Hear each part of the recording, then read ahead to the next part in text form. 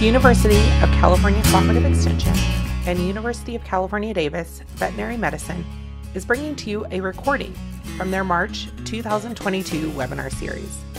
This series was co-hosted by University of California Cooperative Extension Advisors Tracy Schohr, Grace Woodmansee, Rebecca Ozeran, and specialist Dr. Gaby Maier. Additional resources from this webinar and other cattle health videos can be found at ucanr.edu/sites/rangelands/cattle health. This session is focused on Pinkeye and cattle, featuring Dr. John Angelos, a professor and chair in the Department of Medicine and Epidemiology at the University of California Davis School of Veterinary Medicine.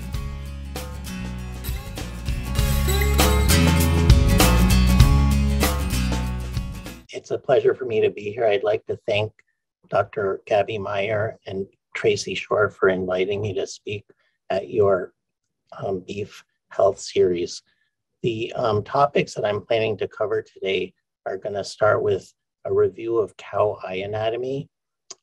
I'm going to show you a series of photographs to help bring you through how pinkeye progresses from a disease standpoint. We'll spend some time talking about important risk factors for the disease, and then I'm going to end on some aspects of treatment and prevention that I think will help improve herd protection against pinkeye. So as far as specific learning objectives this evening, the first is that I'd like you to understand basic cow eye anatomy and what happens during pinkeye. At the end of this talk, I'm hoping that you'll be able to recognize how to differentiate a foxtail lesion from an actual pinkeye lesion based on the location of corneal edema, and I'm going to teach you about that. I'm also going to help inform you about recognizing when an eyeball is close to perforating, which is extremely important to recognize, and then talk about when antibiotic treatment is not actually necessary. So we of course do not want to be treating animals with antibiotics unnecessarily, and being able to recognize when treatment is appropriate or not is critically important in pinkeye. And then lastly, at the end of this, I'm hopeful that you will know some different options for treating and preventing pinkeye, which I will go through. So let's start with some review of eye anatomy. I look at a lot of eyes and I get used to seeing things, and I don't want to assume that all of you see the same things that I do, but just to start with, this is a left eye of a cow. At the bottom left of your screen is pointing to the nose, to the upper right is the ear, and the clear part of the eye, of course, is called the cornea. The sclera is the white part of the eye. It's often covered in blood vessels in cattle that have pigmentation. This area will also have black pigment. And then an important place in the eye to recognize is this junction between the cornea and the white part of the eye. And what the name for that is called the limbus, and it's simply where those two parts of the eye come together. So let's look a little closer now at what is actually inside the eye. And this is important when we talk about how pinkeye happens. So if this is a cross-section of an eye, and you can see on the left-hand side, this is the optic nerve. This is taking information from the retina to the brain, and it's being sorted out there. But this inside part of the eye contains kind of a gelatinous substance, and then in front of that is the lens. And then in front of the lens, of course, we have the iris, which is going to give the eye its pigment color. And then this part in front of the lens is called the anterior chamber. And then lastly, the cornea keeps all of that together. And if you were going back to what I was pointing out, where the limbus was in this picture, the limbus would be in the area where I'm circling with the highlighter. If we take a little bit closer look at the cornea itself, again, we have the lens, we have the iris, and then we have this, the cornea. So going one step closer now, if we look at under high magnification at what is actually making up the cornea, what we have is the outer layer of the cornea and then this inner layer. So basically two layers in simple terms. And this outer layer of the cornea is comprised of basically skin cells. And in the case of the eye, these are, they maintain a high degree of transparency so that light can get into the eye. So let's look now just at clinical signs of pink eye. I suspect most of you on this webinar have an idea of what pink eye looks like, but for those of you who don't, it's the most common eye disease of cattle. It typically presents as an animal with tearing around the eye and running down the face. In white-faced animals, the face will often appear dirty when dirt sticks to those tears. Corneal edema is this cloudy bluish color of the eye, and I will explain why that happens. Corneal ulceration is where those skin cells have been damaged to the point that the layer that they rest on is damaged, and that's very characteristic and one of our defining features of pink eye, and that is these corneal ulcers. Eye pain, animals have squinting. If you look head on at a cow that has pink eye in one eye, often one eye, the eyelids will be held partially closed. When animals heal, they can develop varying degrees of corneal scarring, which shows up as kind of a whitish appearance to the eye. Those, a pink eye affected eye can heal completely in really bad cases, like the one I'm showing you with the highlighter here. The eyeball can rupture. Animals can end up with so-called pop eyes, shown in the bottom right. And in the end, some of those animals, depending on how severe their pink eye was, may end up with partial or permanent blindness. So it's an important disease. It's economically important. It can cause loss of animal weight gain. It can cause economic losses to a producer. I think it's important to recognize, though, that it can also be a really important welfare problem for cattle. So what we know is that there are specific bacteria that experimentally we know can cause pink eye, and the one that has been known about the longest is one that's called Moraxella bovis. In these images, this is what's called a gram stain of Moraxella bovis, and they look sort of like reddish little cigars. This is a higher power image of those in both electron microscopy and regular microscopy. If you look at what the bacteria are doing when they're causing disease, this image on the right shows the Moraxella attached to the corneal surface, and often they will line up like little cigars or hot dogs on the surface of the eye, as shown in the bottom right. So the way Moraxella does its business is it first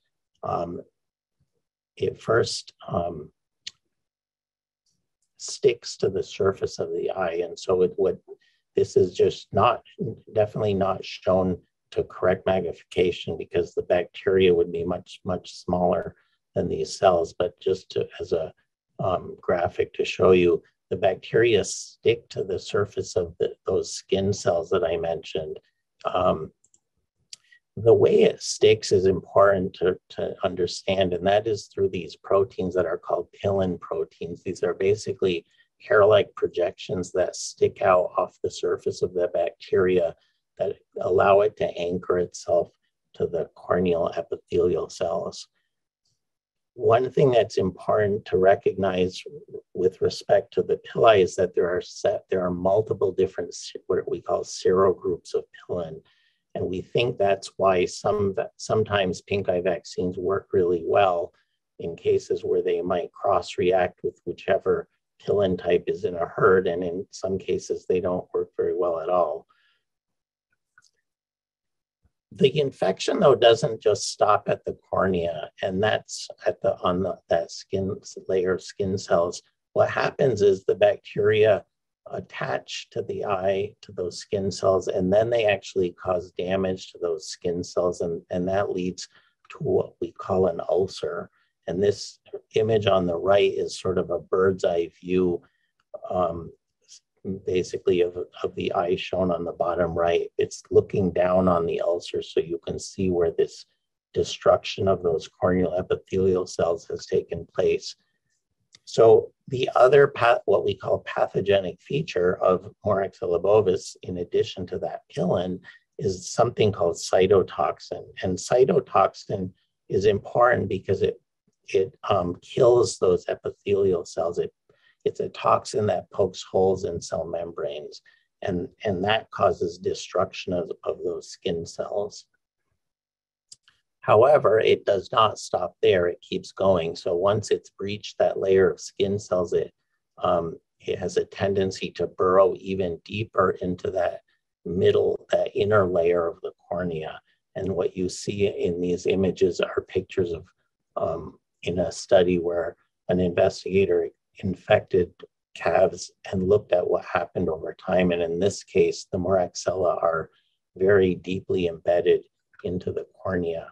And it's important to note here that the cytotoxin does not just kill corneal epithelial cells, it can also kill white blood cells. And so when white blood cells migrate into the cornea to try to fight off this infection, those white blood cells can also rupture. And when that happens, they can release their the enzymes that they have to try to kill bacteria, but now those are released inside the corneal tissue itself. And that we think it's not really proven, but we think that it can certainly increase post-injury in the eye. So you might wonder, how quickly does this happen? Does this happen over the course of days or weeks or minutes? Well, in that study where animals were infected, that was evaluated. And after 2 hours, the Moraxella were found stuck to the surface. After 4 hours, those ulcers started to form. After just 1 day, they were actually starting to bury themselves inside the inner layer of the cornea. And after a couple of days, they're very deeply embedded inside that layer of the cornea. So going back to one of my goals of this presentation was to try to explain to you certain things about the eye and things to recognize. And we'll start with corneal edema. So like, what is that? Why do eyes have developed that bluish color? Well, that happens because after the Moraxella damages that layer of skin cells, again, this is not drawn to scale, but just for illustration purposes, after that layer is damaged, water can actually leak into this layer of the middle layer of the cornea. And when water is brought in, it basically, we call that middle layer the stroma. It absorbs water and then it turns this hazy bluish color. So the name for that is corneal edema. Other colors in the injured eye that I'd like you to recognize, the first one is this, and in many of my slides, you're gonna see this yellowish or greenish dye. What that is it's actually a stain that we put in the eye in order to see whether or not there is an ulcer. And so if you look at the top left, that is the eye as we saw it. It's standing in the chute in this particular animal. When we add, and we suspect there's an ulcer based on what we see. To actually prove that there's an ulcer, when we put in this stain and flush out the stain, what we find is that the stain is retained by the damaged cornea, and so that we can determine that there is an ulcer there. And then similarly in the bottom left and in the bottom right, although in the bottom right, and I'll talk more about this, most likely that's an ulcer related to a foxtail, but I'll talk about that in a bit. The other color that you should recognize is this whitish or yellowish color. That's due to the influx of white blood cells that are migrating to this site of an infection to try to help the body deal with the infection. And then the last color I want you to recognize and pay attention to is just red. So what does that mean, the red color? Well, what that is this, if you look around on the bottom left picture, you see this red coloration around the edges, starting from the area of the limbus, coming into the center of the eye. And similarly on the image on the right, you can also see those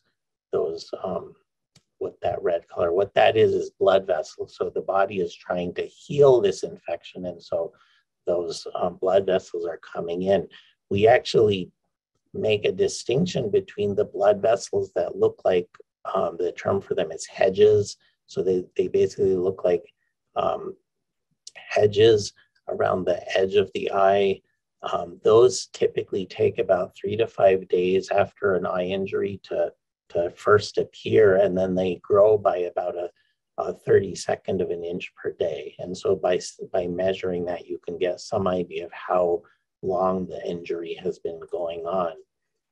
The vessels that look more like trees, those are, we recognize those to be the more superficial vessels. So the very deep ones are those hedges, and then the more superficial vessels are they look like trees. So one of the goals for tonight's lecture was to be able to get you to recognize when an eye is close to perforating. So that's really important.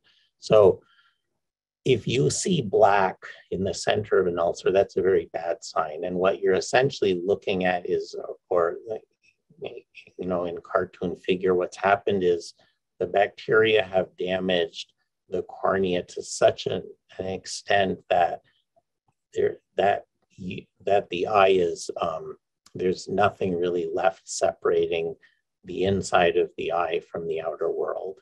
And that's a very bad sign. In the two photos at the bottom on the left was an ulcer. It's been stained with fluorescein, but you can see this dark area in the center. And then just 1 week later, the same eye, you can see how much, you can see this black material. And what that is that's actually the iris. That's this part of the eye that has essentially come forward to plug this hole because the eye actually perforated. In some cases, if you have a corneal perforation, you can end up with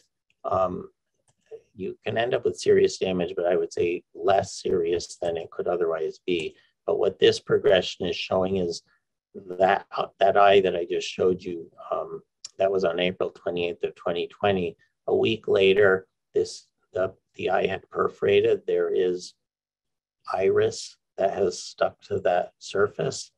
And a week later, it's starting to get some more evidence of healing over that surface, and then a week later, and then on the bottom left a week later. So in the end, it did heal somewhat cosmetically. This eye, though, is going to have some damage because the iris is going to be stuck to that area of the eye. And so that while the animal might not lose complete vision, it's going to have very severely impaired vision. In this set of eyes, we have a more serious example of a rupture. And in this case, and these are photos taken of the same eye every day over the course of 77 days, but you can see that we recognize an ulcer on the first day. We call it day 0. A week later, it was to the point where we start to see that black center, which we are concerned about. A week later, the iris has moved forward to plug the hole. A week later, it looks like it might have stabilized there, but then just a week later, the entire contents of the eye has broken through the cornea. And so this eyeball has essentially ruptured. After that, it goes through a series of healing, and you can see what that eye can look like over time.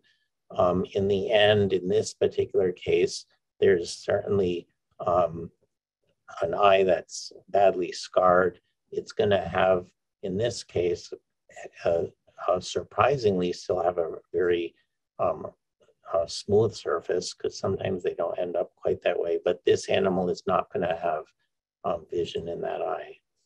So this is a good point to go into one of my other take homes, which is, when is antibiotic treatment of pinkeye not necessary?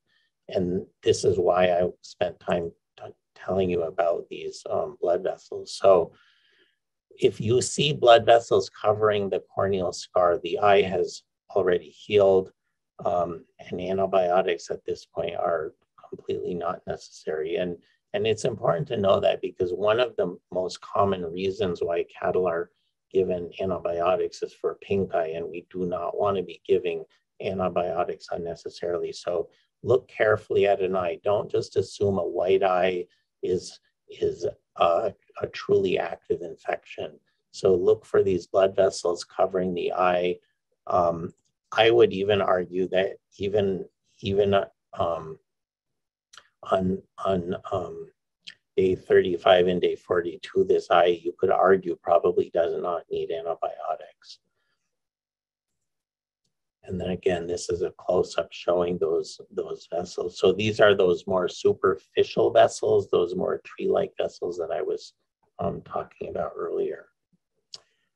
So let's move now into some risk factors for pinkeye. And we really cannot talk about pinkeye and only talk about Moraxella bovis, and we cannot talk about pinkeye prevention and only talk about controlling or vaccinating for Moraxella bovis. We have to consider risk factors. So risk factors for pinkeye flies, particularly face flies, ultraviolet exposure and mechanical trauma. So if trauma to the cornea from foxtails, certainly breed predisposition studies have shown that lighter faced animals, or those that have less pigment, tend to have greater problems with pinkeye. Trace mineral deficiencies, especially in this part of the world, copper and selenium deficiencies. We can't forget you and me as a veterinarian spreading pinkeye by dirty hands or equipment. And then lastly, other potential infections. So things like mycoplasma, IBR, which is bovine herpes virus, infectious bovine rhinotracheitis virus, and then possibly Moraxella bovaculi, which I will talk about. So what I'd like to do now is just spend a little bit of time talking about flies, mechanical trauma, the trace mineral deficiencies, human spread, and then those other infections. So first of all, face flies are very important. We know they play a very important role in pinkeye. Experimentally, we know that Moraxella bovis can survive both on the outside of a fly's body and also inside the digestive tract for 2 days or 3 days on the outside surface. We know that we can actually transmit Moraxella bovis, and this has been shown experimentally. We can spread it to animals just by having exposure to infected face flies. There have been some studies that have looked at the effectiveness of fly control in pastured cattle. And in one study, and this is a little dated now, but it was from 1992, and in this study, ivermectin poron was compared. So ivermectin poron by itself versus permethrin ear tags, diazinon ear tags, which is an organophosphate, and then also these investigators looked at ivermectin plus either permethrin or diazinon. In the end, they concluded that the best face fly control was the permethrin ear tag alone, or in combination with the ivermectin, but not just the ivermectin by itself. I think Dr. Maier and Dr. Talbot did talk about ear tags a little bit last week, so this is just some additive information to that.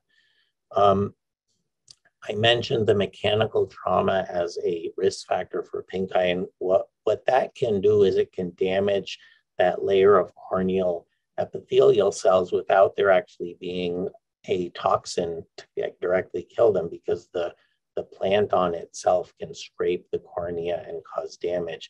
On the left, you see a foxtail. You can see on the bottom this area of corneal ulceration, which is where that stain has taken up. And the thought is that this damage can facilitate Moraxella to actually enter the cornea and subsequently cause an infection if it's there. So one of the other goals was to try to recognize to be able to distinguish a foxtail lesion versus a pinkeye lesion based on the location of corneal edema. So let's talk about that. The way to distinguish these is to look at where the pattern of edema is. If you have a foxtail in the eye, very typically the pattern of edema will blend. It'll go from the cornea directly to the limbus and the sclera. So there's really not an area of normal non-edematous cornea here.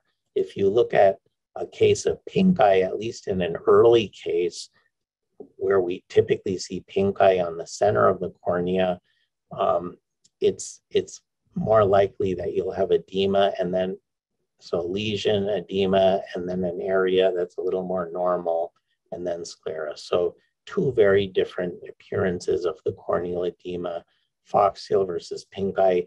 Why is that important to know? It's important to know so that if you see an eye that looks like that, you look for the foxtail. So you don't just assume it's pinkeye, it's just bacterial. There's, you need to look for a reason. And if there is a foxtail, you need to remove it. And this is showing in this video just what that looks like. So the animal has a foxtail where we're using some forceps to pull it out. Sometimes they can be attached really firmly, so you have to tug them. This one came out nicely in one piece. Sometimes they break apart and you have to go fishing for them.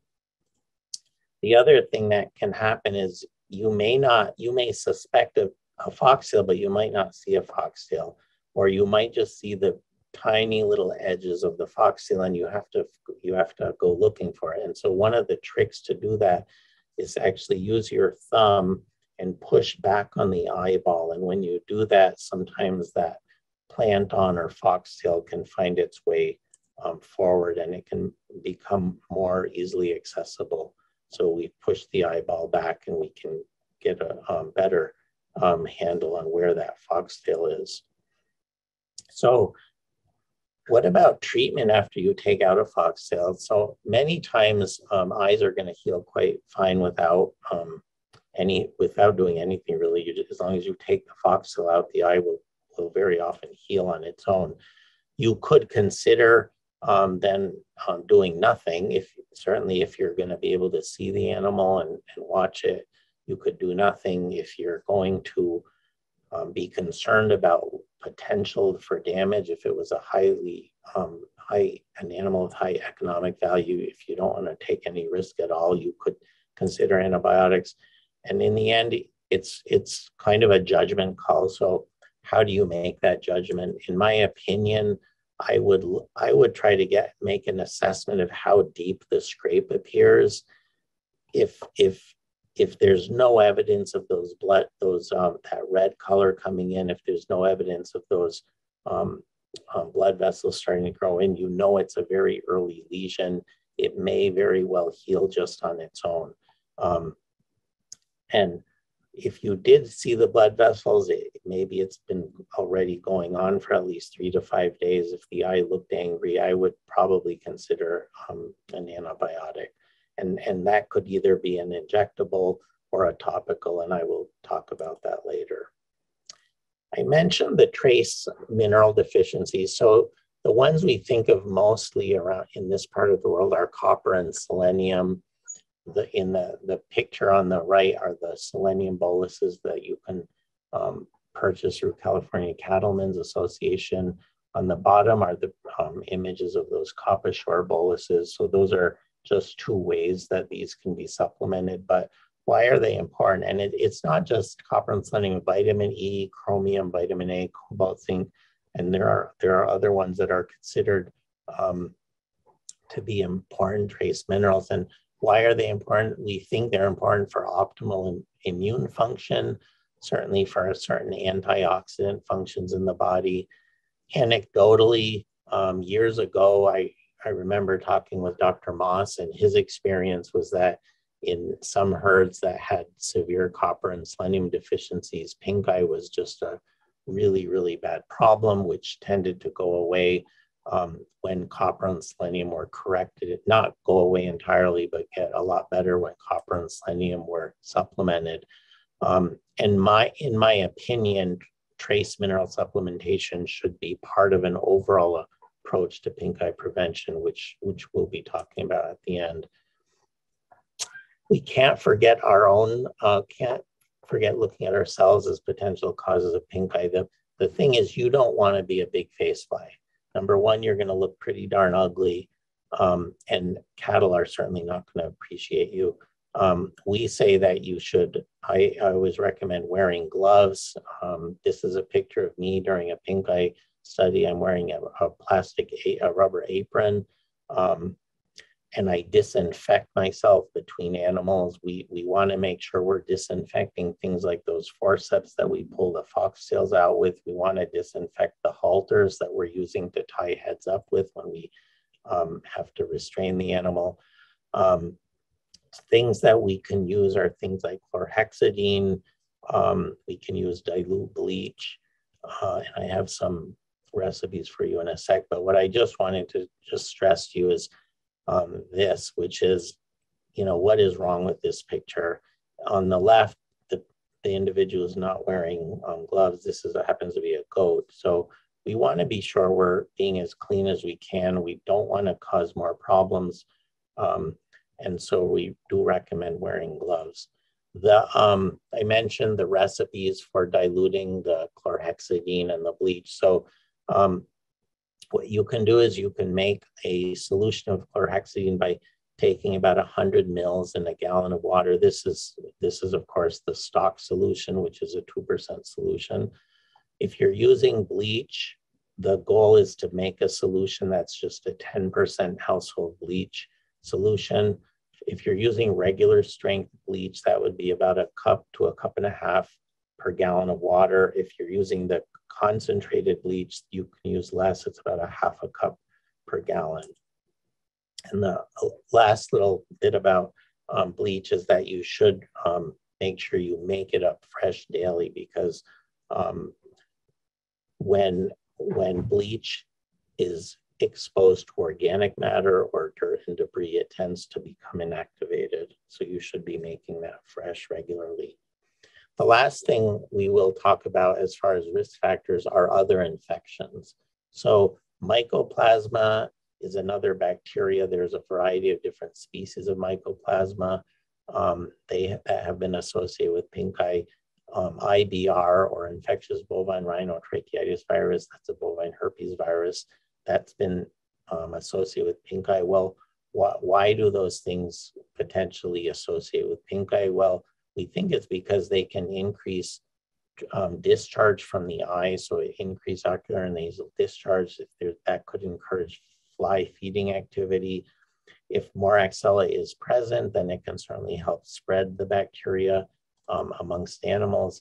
The other thing is that, and we know this from mycoplasma, is it can induce a state of immune suppression. So it can do some nasty things, like it can cause white blood cells to basically go into self-destruct mode. It can induce these anti-inflammatory cytokines, and it can suppress pro-inflammatory cytokines. So all of these things together can add up to make mycoplasma potentially contribute to pinkeye.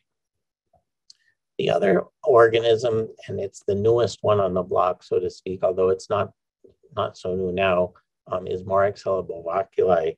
So we discovered that here in about 2002. It took a number of years to actually determine that it was its own species, and we published that in 2007. It is related to Moraxella bovis. It does produce a cytotoxin. It's very related to the Moraxella bovis cytotoxin. the problem is if you take Moraxella bovaculi and you infect cattle with it, it does not actually cause corneal ulcers. And so that's, and in this particular study that I'm citing, the strain that was used was one of the so-called type strains, sort of like the one that we originally characterized. And that particular strain did not end up causing ulcers. Maybe some other strains can, we don't know that yet, but at this point, we're sort of thinking that Moraxella bovaculi should be considered as another risk factor for pinkeye. It is certainly now in a number of studies that have been done, the most commonly isolated Moraxella from cases of bovine pinkeye, and that's been shown out in studies from Europe and from the central USA. When I've spoken with Dr. Clothier, who used to work at the California Animal Health and Food Safety Laboratory here in Davis, Dr. Clothier confirmed that this is also the most commonly isolated pathogen that our lab here sees from pinkeye. If you want to look up what is available to use, certainly what is legal to use, one of the places you can look up is this thing called the Compendium of Veterinary Products. What I'm showing you here is just how I access the compendium. So many different drug suppliers will have a link to the compendium on their website. The one I'm showing you here is Midwest Veterinary Supply. On that website, if you go to the resources tab, and you'll open up a set of resources, and it's this thing called the compendium. When you enter the compendium, you can look up a lot of stuff. It's really useful, but you can look up different uses. And so if you look up pinkeye treatment, you will get a list of things. And so what I've highlighted here are the things on this list that are either oxytetracycline, those are in yellow. The tulathromycin derivatives are in green, and there's now 4 of them. And then this one in red is kind of a newer thing. It's which many of you may have already used. It's called Vetricin Plus. Experimentally, we know there are other antibiotics that work.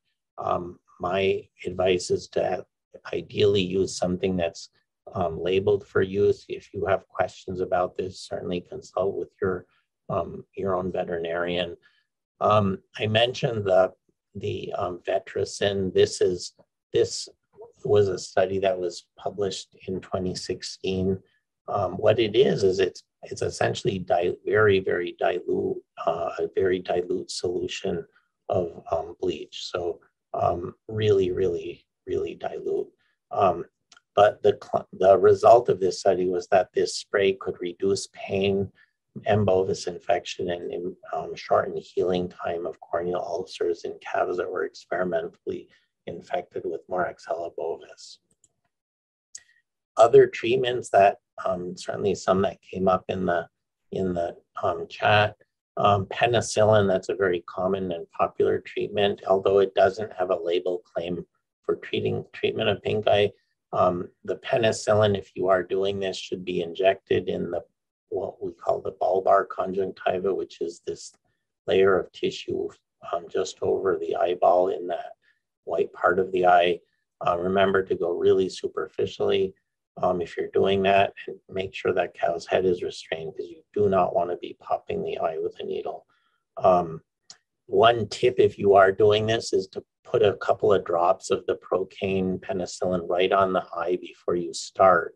And that is because the procaine in the procaine penicillin, it acts as a local anesthetic. So you can actually make it a little bit more tolerable when you stick the needle in. There have been studies that have looked at the use of the dexamethasone. I saw some of you are using that.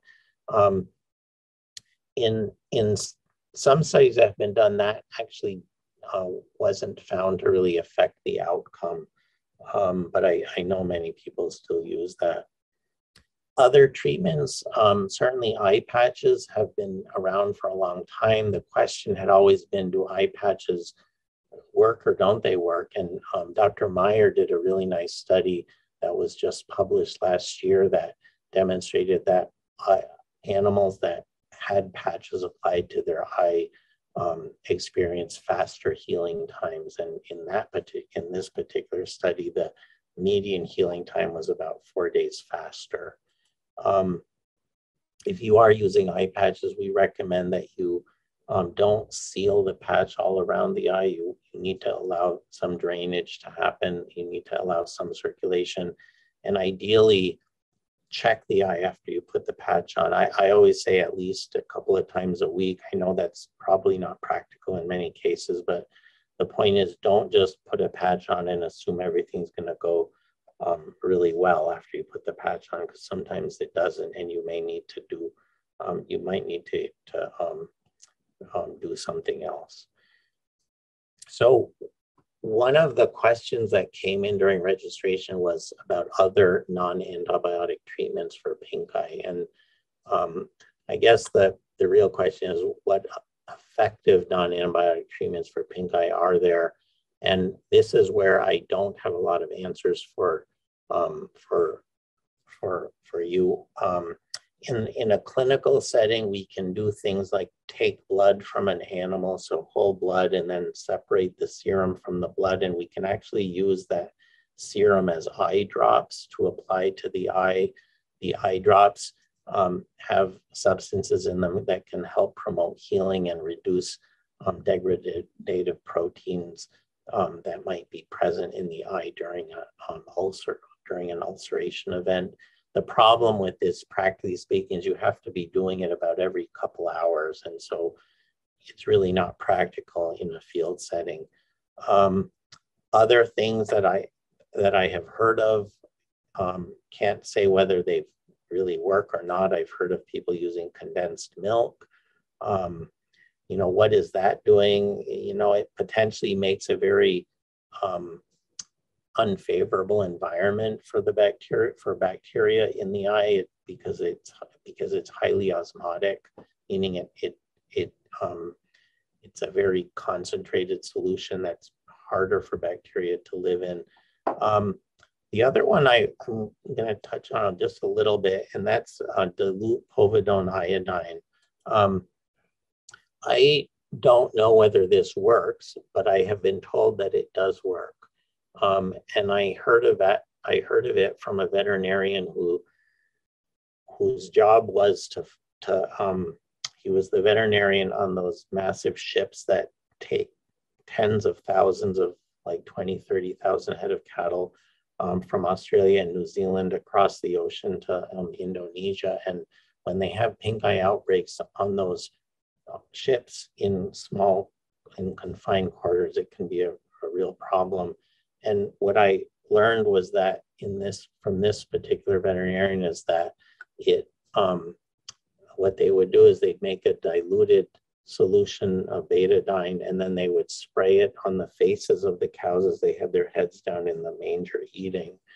That did pique my curiosity, and I did wonder about whether iodine was used in human medicine. And there are actually some reports of the use of a very dilute solution of iodine as an eye wash prior to eye surgery. And in this case, it was basically using a 5% povidone iodine solution that was made by diluting the 10% solution 50-50 with normal saline. So this is not tincture of iodine. This is starting with a much more dilute solution of iodine, which is the povidone iodine. So please don't go squirting tincture of iodine in a cow's eye. As I said, this is still anecdotal, no published studies that I'm aware of on how effective or not this is against pinkeye, but it is something that some of you listening might be interested in.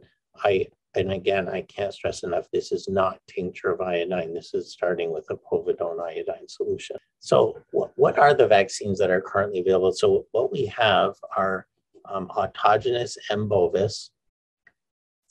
What autogenous means, if you don't know, is autogenous means that you or your veterinarian submitted a sample to a lab. They isolated one of these organisms, and then somebody else typically made a vaccine based off of whatever was isolated from that herd. So we have autogenous M. bovis, autogenous M. bovaculi, and then we have the commercially available M. bovis vaccines and the commercially available M. bovaculi vaccines. And the last one, the M. bovaculi vaccines are still considered to be conditionally licensed, meaning the company that produces them are still gathering information on their use, but USDA has felt that there has been enough information on them to consider them to get a conditional license. So what is the bottom line? The bottom line and what has been published is that in randomized controlled field trials, these types of vaccines were not found to prevent pinkeye. These studies, the studies that I'm referring to, only looked at incidence of the disease. They weren't really set up to look at, or at least what was published wasn't looking so much as, say, the sizes of corneal ulcers. So as far as the incidence of disease, they didn't really help with that. However, there are anecdotal reports of benefits from vaccines, and I can speak from my own personal experience that I feel that there can be benefits from vaccines. And I will say, in my opinion, I think that it can be an important part of an overall pinkeye. The use of vaccines can be an important part of an overall pinkeye prevention program. As far as when to vaccinate, what I recommend is that people start vaccinating at least 4 weeks before you would typically start to see your first cases. And if the vaccine says to booster, you should booster. The point of the 4 weeks is that you want to try to allow enough time for the animal to mount an antibody response, so that when it's exposed to Moraxella, it will have antibodies to it. That is the goal. As far as what do I recommend? There's so many factors that go into this. I cannot give you a blanket recommendation. If you're looking at expense, certainly one of the commercially available M. bovis or M. bovaculi vaccines would be considered the least expensive. If you then were using one of those and you were still having outbreaks of pinkeye, and this is where, honestly, I'm sort of trying to predict something like it from a crystal ball, but I would say consider switching to a different commercial product. That would probably be the least expensive option as far as vaccine costs, but it may not be the least expensive in terms of treatment costs and lost animal weights, et cetera. You could consider switching to an autogenous vaccine that's based on results of if you had done eye swabs. You could also consider switching to, and it sounds like some of you are already doing this, a commercial M. bovis with an autogenous bovaculi, or vice versa, a commercial bovaculi with an autogenous bovis. Some of the vaccine manufacturers that make autogenous vaccines will include both bovis and bovaculi if they isolated both bovis and bovaculi from an eye swab. If you are switching between commercial products, if the label lists a particular strain, then I would switch to I would not switch to another commercial product that listed the same strains. Unfortunately, over time, it seems many of these manufacturers have put less and less information on their labels about what strains of M. bovis are in the herds. And so at the end of the day, it can be a bit of a gamble to know what to switch to. Earlier today, I went to the Compendium and I looked up what the currently available Pinkeye vaccines are. Right now, there are 12 of them listed, and I think Tracy sent out a handout which goes through each one of these, so you can have access to that as well. There are two that are the bovaculi bacterins, so those are the conditionally licensed products. One is the Medicine, which makes the original product, and then now there's Intervet Merck Animal Health. They also market this bovaculi bacterin. 4 of these have the number 7 with them, and the reason they have the number 7 with them is because they include clostridial coverage for a series of clostridial pathogens.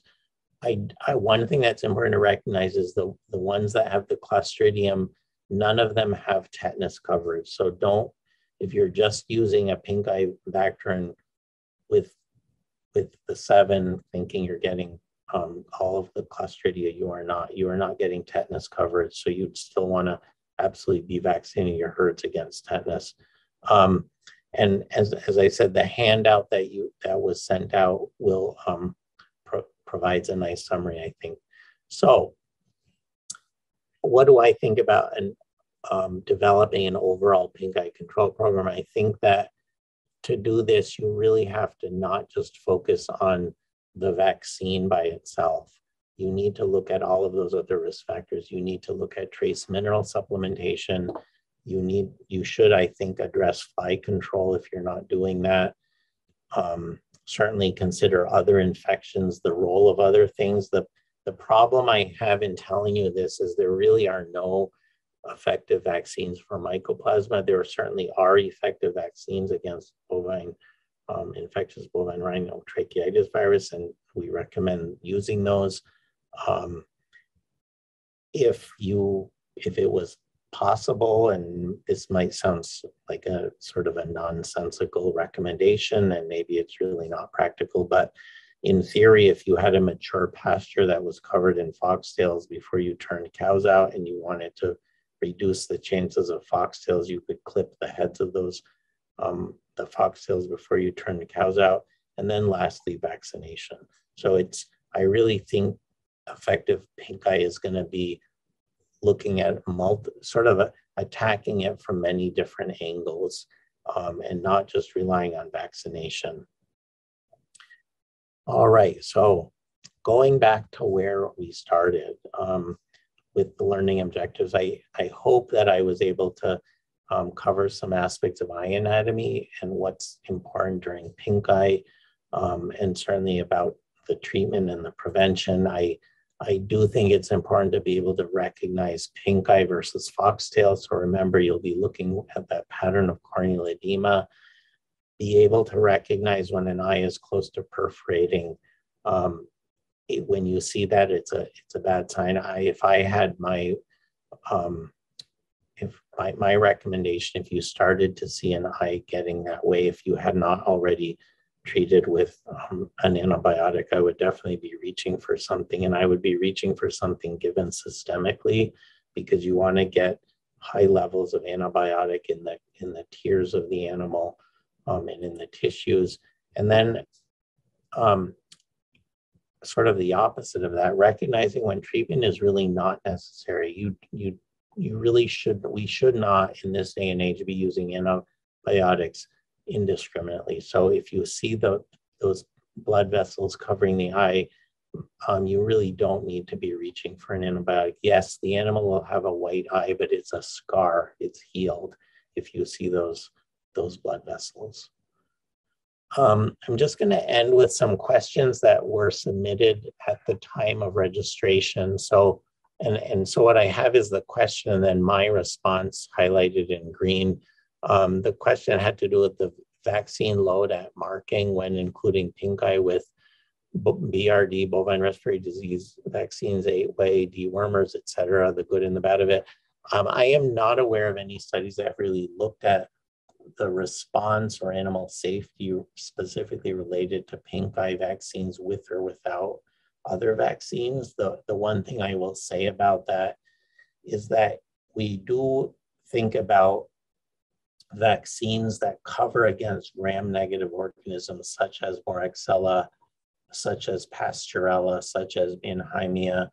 We think about those vaccines because they can have a lot of they may have a lot of endotoxin, and animals are much more sensitive to endotoxin on hot days. And so that's the reason why many of you are doing, and you should be doing, vaccinating in the hot summer, certainly vaccinating early in the morning to prevent animals from getting reactions from the endotoxin.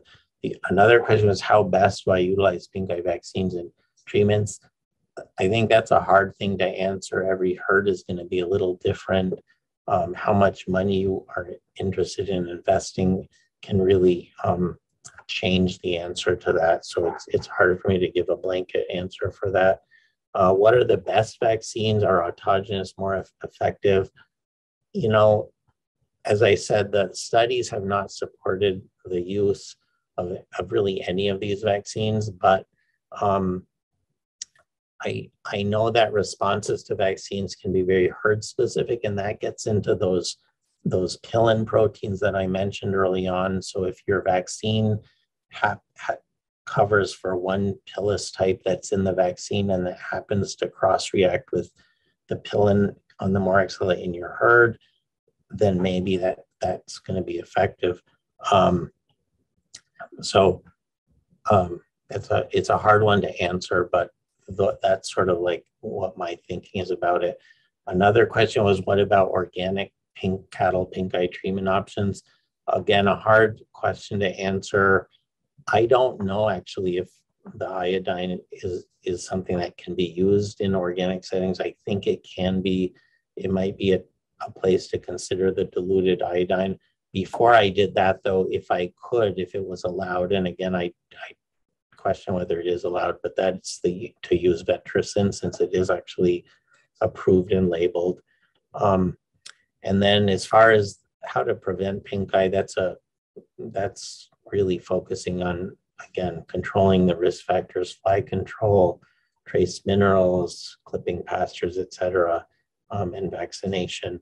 And then someone asked about Pinkeye management when vaccination prior to exposure was not feasible. And again, I would be focusing on minimizing those risk factors. So notice how I keep going back to those risk factors. So I think those are important. So I think with that, I will open it up to other questions, and I will stop sharing. Great, thank you so much. And yes, Gaby, if you had something to share right now, go for it. Sure, yeah, so there were a few questions that I think are interesting. So one is, how often should you change your vaccine? 2 years or 3? So I didn't want to answer it. I wanted to have you do it. Okay, so that one, that's a good question. You know, I guess I would say if it were working, I don't think I would be rushing to change it. I would probably wait to see if you were getting breaks, and then if you would consider an autogenous, at that point, consider taking a swab of an eye and seeing what is actually in those eyes, and then considering an autogenous vaccine.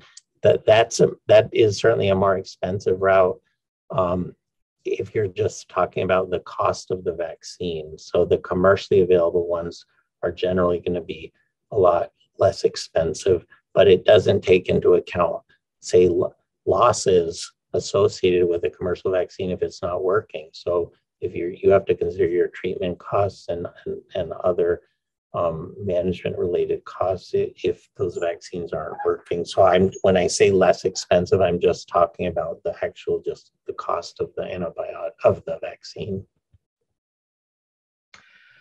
And then another question was, what do you recommend I do when I first suspect Pinkeye? What's the first step when caught early?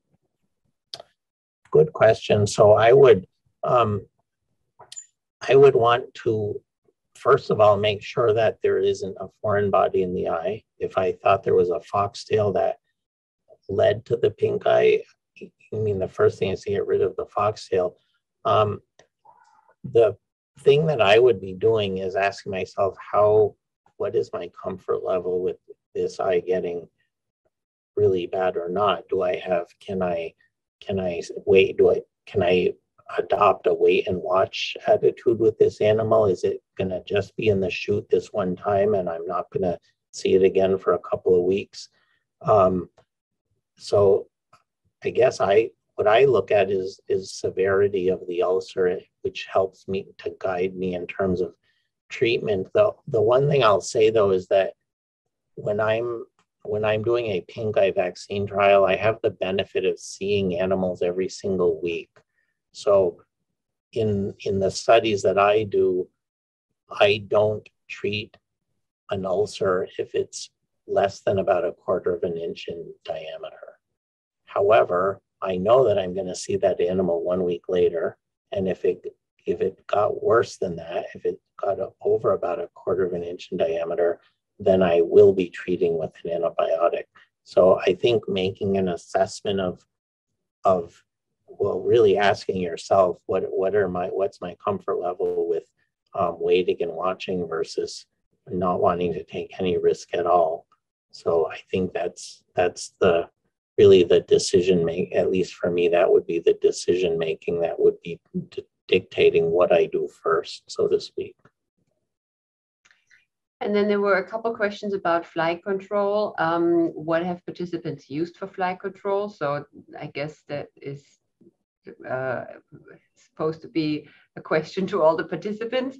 And the other one was fly control seems to be key to prevention. Would you recommend a spray or pour on over ear tags? Oh, good question. I don't think I have. I guess I can't. I know that a lot of people use pour-ons quite successfully. A lot of people use the ear tags quite successfully. I don't have enough. I can't tell you, and again, it would be anecdotal. I can't tell you that I've had more people telling me that they are happy with pour-ons versus more people telling me they're happy with the ear tags. I guess, I don't know, it might be interesting to see if people write in the chat what they use most often, pour-on or ear tag, and see what most people are happy with. I guess in some ways, this might sound stupid, but the ear tag, it's like you see the ear tag and it's on the animal and you know that there's an insecticide impregnated in that ear tag. The pour-on, it's I know they work. It's always just been a leap of faith, knowing that it all got in and it all got absorbed. And I mean, we did speak about ear tags, as you mentioned during the last session a little bit, but it's probably good to emphasize that again, that they have only a limited time of action.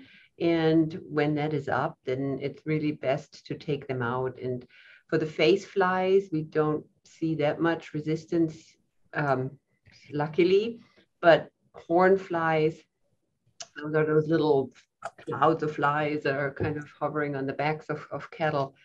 There's a lot of resistance to insecticides for those, so the tags don't always work that well. And preventing that is one of the things that you can do is not to leave them in forever. So to at least take them out at the end of the fly season, and then also rotating the type of tags that you're using is also important. Thanks, Gabby. The other thing I would add to that is in general, we recognize pink eye as mostly a disease in calves and young animals. And so if you can put the ear tag, the fly tags on both cows and calves, then great. If you have to choose one or the other, I would be putting them on the calves. Okay, there's more questions about fly control. What about ingested pass-through fly control? So that's I am aware that there are. I don't have any experience comparatively with how well they work versus porons or tags. Do you, Gaby? Not really, but I mean, they in theory, yes, they should be working because the way they work is they work in the manure. So they're basically, as you said, I mean, they're going through the animal and then they work in the manure. And the phase fly is one of those flies that lays its eggs in the manure. So in theory, yes, that should also work. I guess it kind of depends on, how, can you control your flies, you think, with an ear tag alone? If not, then maybe you want to add that. I guess it just depends on, what is feasible, how much does it cost. So you have to try it out a little bit. There's a question on treatment. When the need to treat with antibiotic, LA200, do you treat both in the eye and muscular or sub-Q injection? So that's a good question. So I have heard of people actually squirting the LA200 on the eye.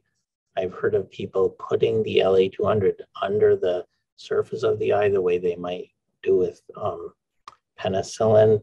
And then the last one is giving it subcutaneously. I personally am not a huge fan of putting something like LA200 directly in the eye. It can be very irritating. And for that reason, my go-to has always been to give the LA200 parenterally or subcutaneously, so that I haven't really compared myself, at least I haven't really compared one to the other. So I guess my own personal preference is to go subcutaneously.